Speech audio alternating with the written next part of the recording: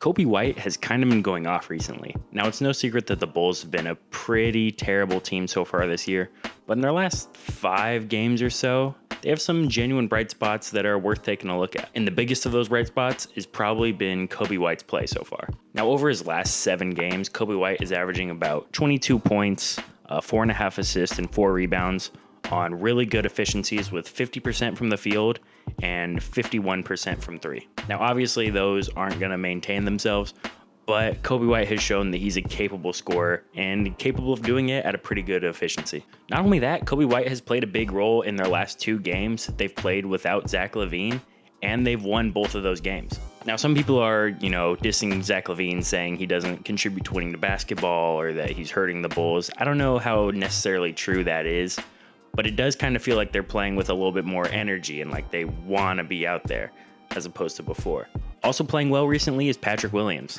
Now, I'm sure you guys know that Patrick Williams started off this season, pretty terrible. He was just not good. He wasn't really doing anything out there on the court. But in his last 5 games, he's averaged 14.5 points, 4 rebounds, 1 assist, 1 steal, and 1 block, while shooting pretty well from both the field and the 3-point line. He looks more aggressive out there. He's doing something as opposed to the beginning of this season. And a critique that I had of the Bulls earlier in the season was that I felt like Ayo Dosunmu wasn't really getting enough opportunity. And in both their last 2 games with Zach LaVine out, Dosunmu's been playing over 30 minutes a game, and he's had 2 pretty good games. In the first game against the Bucks, he had 14, 6, and 6, and then he had 15 points against the Pelicans. So I think Dosunmu is showing that he's more than capable of being a productive member of this team, given the opportunity. Now, all this success kind of comes off the back of it being announced that both the Bulls and Zach LaVine were open to pursuing trade talks. And I talked about that in a past video. But there's recently been a report from, I think it was Woj, that the trade market on Zach LaVine is, I believe he said, tepid right now, meaning that there's just not a lot of interest. Now, whether there's generally not a lot of interest or if they're just trying to bring the price down on Zach LaVine, the other teams, by saying stuff like that, I'm not really sure. But, looking at how the team's playing right now with the success of these young players, you kind of wonder, what does Zach LaVine's future on this team look like? You might think that looking at this, the Bulls think, yeah, it's time to move on from Zach LaVine. He's probably not the best option right now, but it's going to be hard to really get anything good for him with how big his contract is.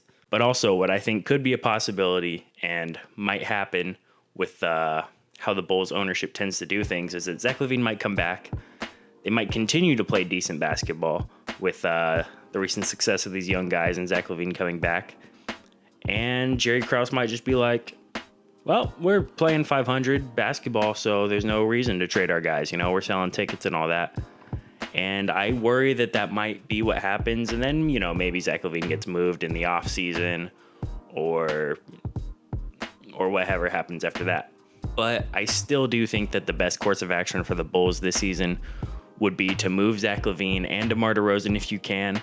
Maybe even Vucevic. That one seems a little bit harder. Not really sure, but you just want to get as much probably draft capital and young talent as you can if you're the Bulls, because this team, as much as it sucks, it's run its course. Lonzo Ball's probably not coming back, and if he does, he's probably not going to be the same player.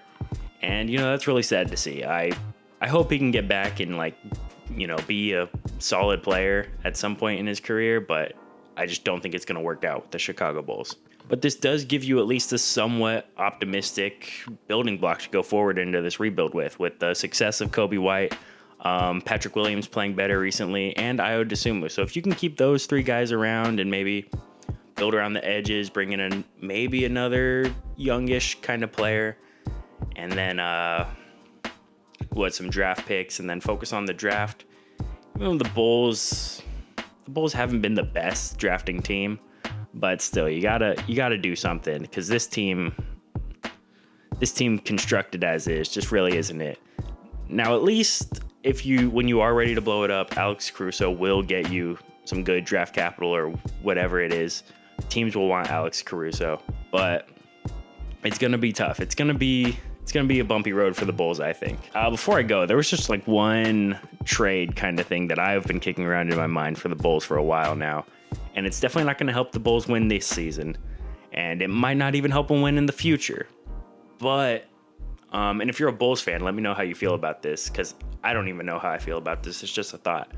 What if they sent like a second round pick, or maybe even 2, to take a flyer on like James Wiseman? Get James Wiseman on the team, just let him get a bunch of minutes at center? Or is James Wiseman just washed? I genuinely don't know. I honestly have like almost no thoughts about James Wiseman, but it's just like, is he worth taking a look at? If you're a Bulls fan, let me know how you feel about that. It's just an idea of like something the Bulls could do to bring in a somewhat promising young piece. But anyways, yeah, that's all I really got for you guys today. I just wanted to highlight how good Coby White's been playing, and that Patrick Williams has been, picking it up. And I'm glad to see Ayo Dosunmu get some minutes. But yeah, if you guys are new to the channel, make sure to subscribe to stick around and see the next video so you don't miss it. And if you've been here before, thanks for watching again, and I'll see you guys later. Peace.